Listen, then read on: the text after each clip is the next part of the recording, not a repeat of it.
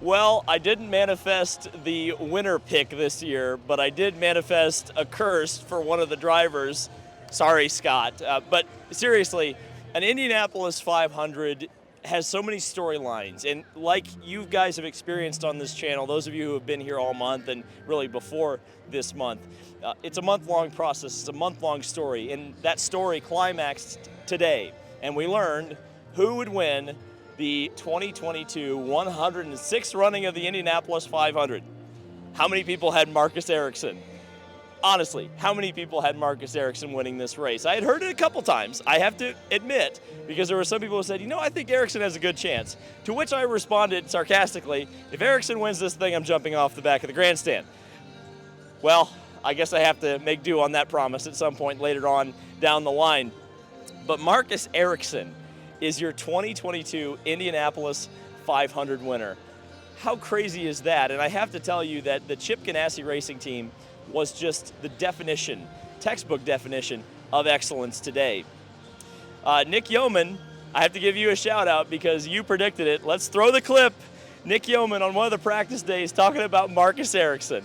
Marcus Ericsson's a dark horse to win this race in the pole position. I'd keep an eye on that 8 car. So I guess I'm not the only one in the media that can predict the Indianapolis 500. Congratulations, Nick. I present my crown to you, and I guess we'll get him next year.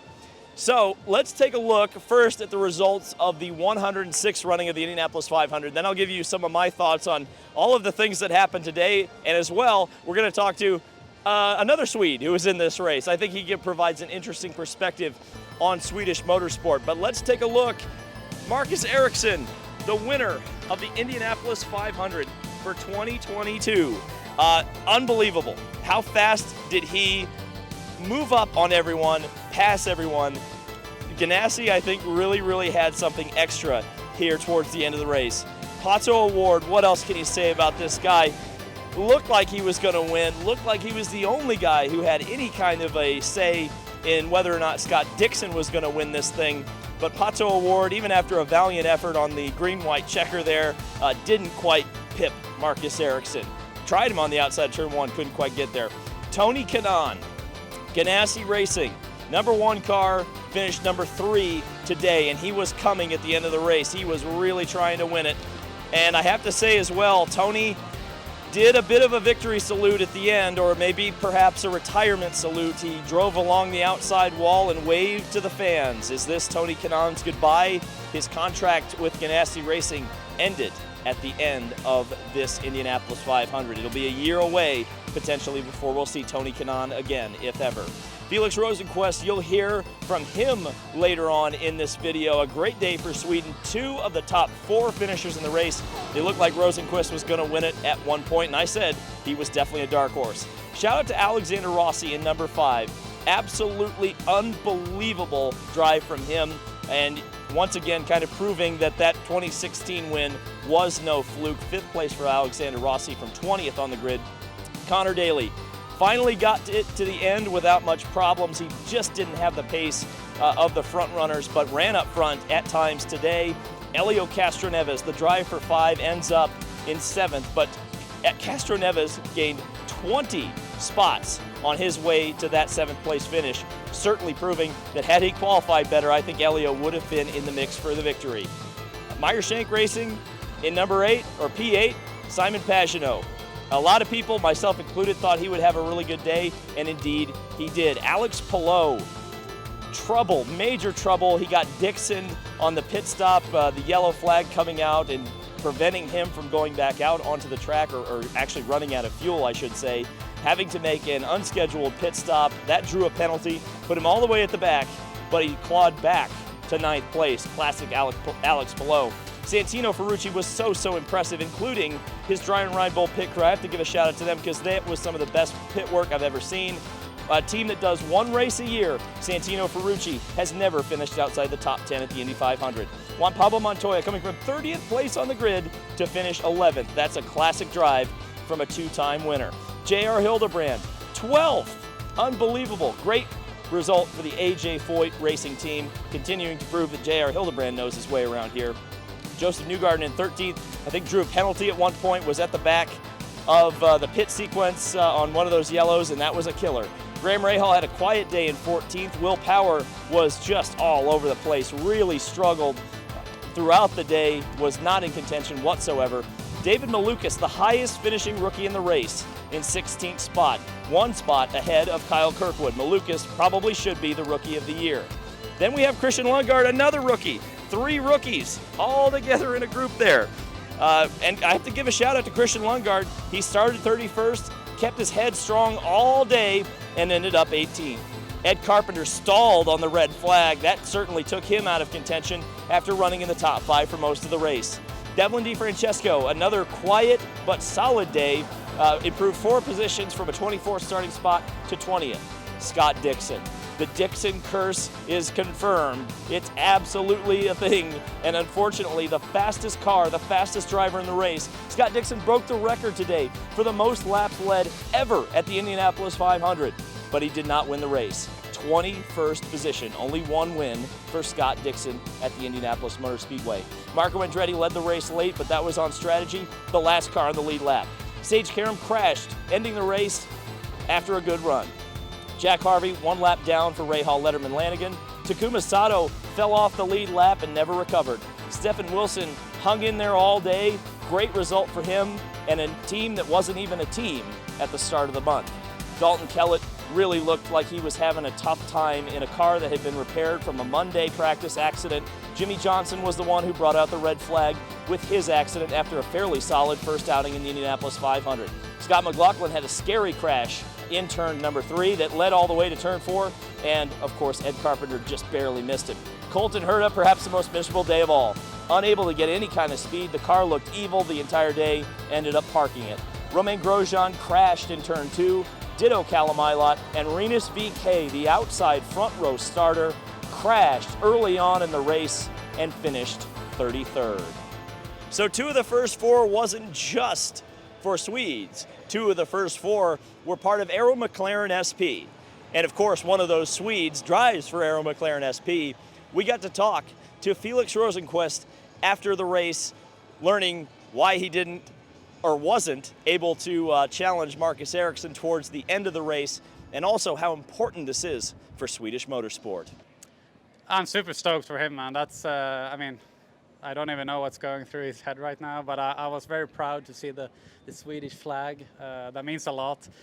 He's gonna, I mean, that changes everything for him. That's huge. That's, I know he worked really hard for that one, and he looked confident all month. He was definitely one of the guys that was gonna be up there and able to win it, and I think also so was I. And yeah, super cool to be fighting there with him for the win. And yeah, I think when I was leading, we were not really super fast on our own.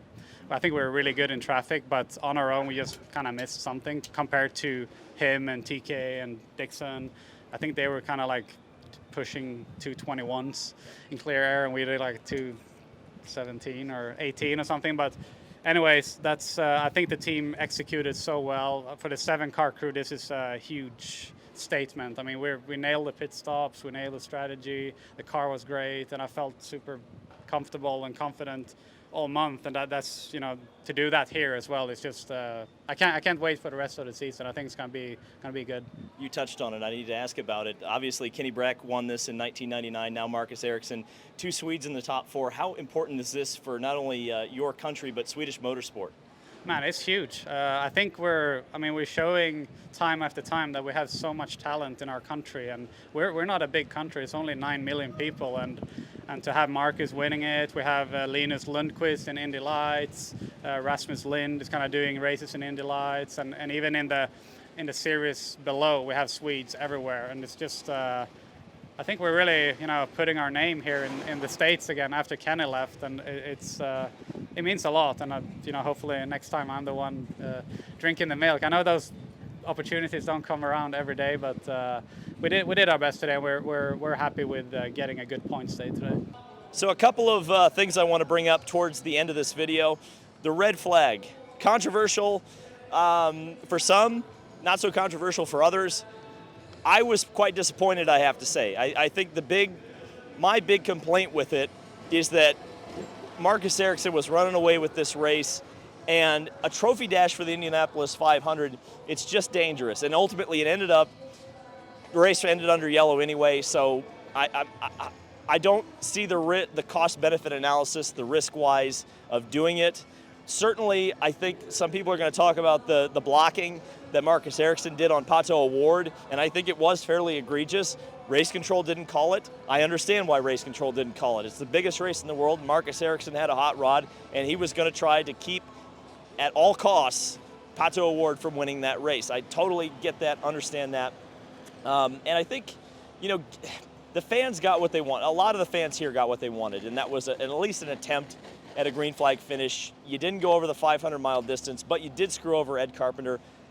I can only imagine what it would have been like if it would have been like Detroit last year, where Marcus Ericsson's car had stalled getting back to racing, because for a 2-lap shootout, which ended up being like a 1.5 lap shootout, was it worth it? I don't know, because the result was ultimately the same. Kind of like we expected, it was a crash-heavy race. So we didn't get quite as lucky as we did last year, where there were only 2 yellow flags in the entire race.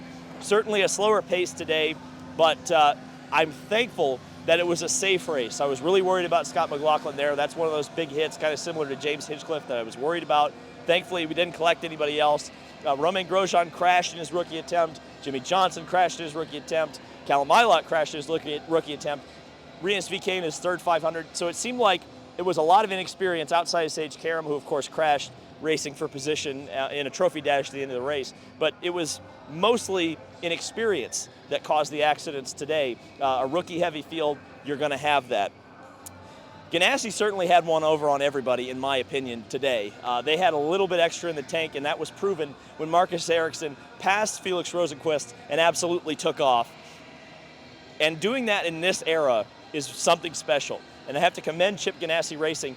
You think about Chip Ganassi Racing and having all those bullets in the gun. When Alex Palou had the problem with the fuel, when Scott Dixon sped in the pits, you still had Marcus Ericsson, and had Marcus Ericsson faltered, it would have been Tony Kanaan who would have picked up the pieces. To say that a 7-time NASCAR Cup Series champion Jimmy Johnson was the weakest link on the team is no insult, in my opinion. This was a team that was prepared. They had a little bit of something extra in the bank. They showed what they had at the end of the race. To pull away in this era where the cars seem stuck together like glue, exceptional job from the Chip Ganassi Racing team. And I have to say, amazing. Marcus Ericsson set the fastest lap of the race at 224 miles an hour on lap 179, around the time that he took the lead for good. And by the way, we're on to Detroit next weekend. Marcus Ericsson won there last year, didn't he? Is it time to start talking championship yet? I don't know. What an amazing day, as it always is here at the Indianapolis Motor Speedway. Again, the important part, it was a safe day. And everyone, the circus is packing up and heading to Detroit next. I hope you guys have enjoyed this month of May coverage. It has been a life-changing experience for sure. It was amazing to walk out on the grid this morning. What a privilege. And as I've said to so many people this morning and throughout this month, you guys are the reason that I am in the position that I am in, and I'm so appreciative of you guys. Thank you guys so much for watching. This has been David Land on YouTube. Subscribe for more motorsport content, and I will see you in the next video.